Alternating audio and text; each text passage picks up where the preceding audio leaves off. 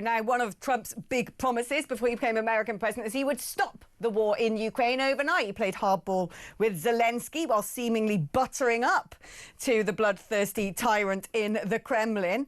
But you give someone like Putin an inch and he's going to want to take a mile. So then he tried to dial it up a bit with some tough talk and threatened Russia with all sorts of sanctions, threatened countries that are still buying Russian stuff like gas with sanctions, and told Putin he better get round the negotiating table and sort things out. He even sent nuclear submarines into the vicinity. But apparently, Vladimir Putin doesn't want to play ball. Surprise, surprise, because Russia yesterday appeared to shoot down Donald Trump's three-way peace summit with Ukraine. Let's speak now to Macer Gifford, former British volunteer fighter in Ukraine. Macer, I don't know how America seemed to get this so wrong and seem to think that Putin is someone you can rationalise with. No, well, he's a populist dictator, essentially. He's someone who's rolled back any semblance of democracy in Russia. He aspires to recreate the old Soviet empire. He's described its fall as one of the worst curses, one of the worst things that's ever happened to the world, one of the greatest tragedies in the world. And Ukraine very much is one of the first countries on his list that he wishes to reincorporate into a so-called Greater Russia. The trouble is, Trump has been very naive over the last few months in his dealings with Putin. He thinks he has some sort of personal relationship with him. But the trouble is, although personal relationships are important in international politics, they absolutely do not trump what Putin sees. Putin sees as the fundamental and vital interests of his country. So Trump has been played on this one, and hopefully he's going to get a good deal once he's woken up. Well, what is it that you think America should be doing now regarding Russia? Because the thing is, Putin started something. He ain't going to want to back down now and go, well, that didn't work out. That's taken longer than expected. We didn't achieve what we set out to do. I'm happy to walk away with some egg on my face and just take this bit and that bit. I don't think we should give him any bits anyway. Putin's hinted talks could take place in the UAE instead. I mean, is that at least some sort of progress? Well, the trouble with politicians is they're so indecisive. It's one of the flaws in our Western democracy. They're constantly thinking of the next election. They're constantly thinking about public opinion and all the rest of it. What we should have done from the very beginning is think to ourselves, what is the outcome that we want to see in Ukraine? What is good for Britain? What is good for Europe and the rest of the world? And if we had made that decision and that determination nice and early and said, right, we're going to give the Ukrainians absolutely everything they need to defeat Russia on the battlefield. We're going to sanction Russia back to the Stone Age and actually try and really cripple their economy. Then this war would have stuttered out a long time ago. If we had, and hopefully we still do, if we went after India and China that are buying this blood oil that's coming out of Russia, again, it would reduce the amount of income coming into Russia, and it means they won't be able to prolong this war. So it's just about being really serious about the plans we put in place to actually do something. Now, hopefully, Donald Trump has woken up. Hopefully, this negotiation, this sort of deal will be done eventually. But I'm not very optimistic, because as far as Putin's concerned, this war could actually bring his government down, essentially. It's not the problem that we're all kind of indirectly buying Russian gas and Russian oil, because other countries are buying it at cut price from Russia and then refining it, and then we're buying it off them. Was it a canny move, at least by Trump, when it came to his trade deal with the EU, to force them to buy their fossil fuels from America? Yes, in many respects. I mean, Europe had to diversify away from Russian oil and gas a long time ago. In fact, Donald Trump warned Europe. There's this horrible scene, you can find it on YouTube, of Donald Trump in the UN calling out Europe, in particular Germany. And it is absolutely soul-destroying to see the German diplomats laughing at Trump. Because I disagree with Trump on a lot. I think Donald Trump has actually been very damaging for America. However, on that occasion, he was absolutely right. And seeing the bureaucrats in Berlin laughing at the ignorant, stupid Americans, as far as they were concerned, really sort of ground my gears.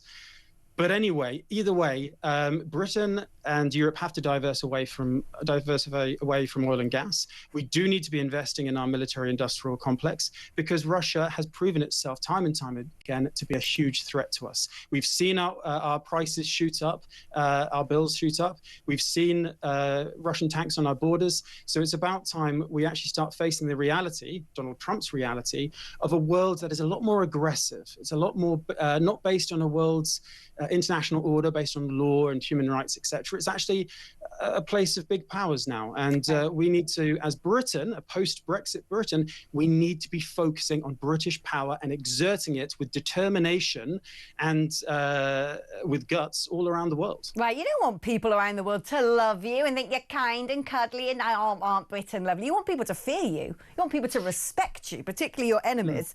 Now, I worry when it comes to By the way, we've earned that respect. We've earned it with our blood.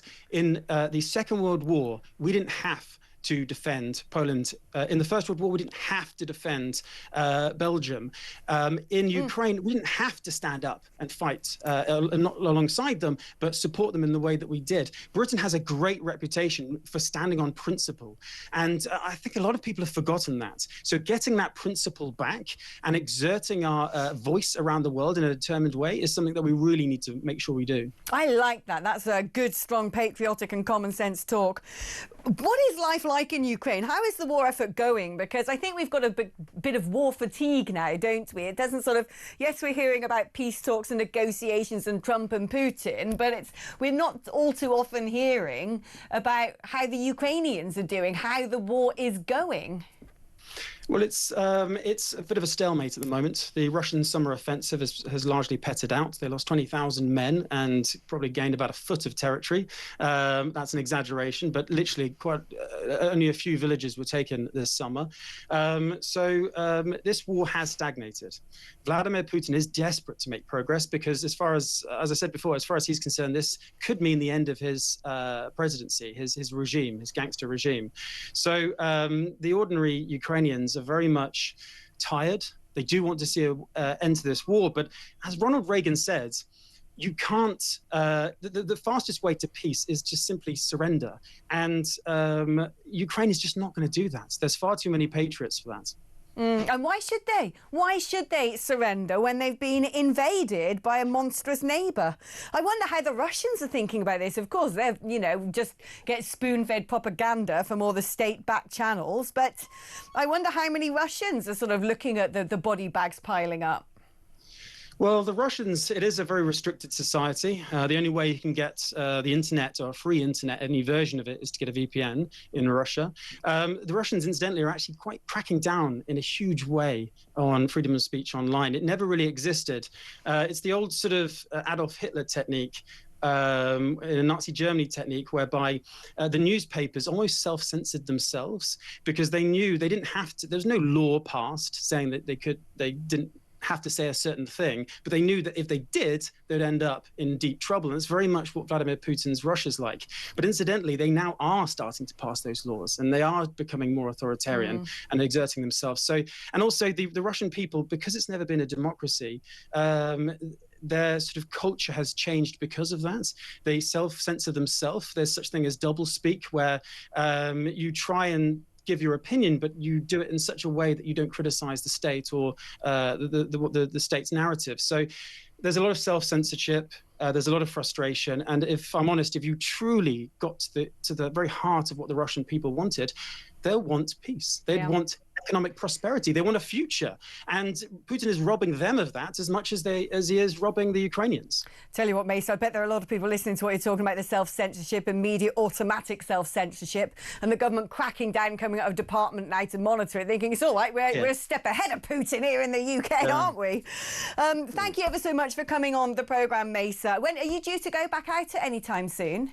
Not yet. I'm actually finishing off a book, and I'll have to come on and I'll have to tell you all about it, but not for now. But I might go back very soon to deliver some humanitarian aid, which I'm focusing on at the moment. Yeah, you're an incredible man. Your life story. I mean, if they still had that Michael, who is it who gave the big red book?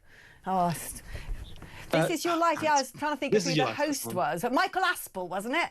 Yeah, if he was still knocking about, he should get your big red book together, because you've definitely lived more lives than most of us put together. Macer, thank you ever so much for coming on the programme, and definitely do come on when that book is finished, and I'll see if I can like dig out some sort of file and get some old school teachers and school friends to dish the dirt on your youth.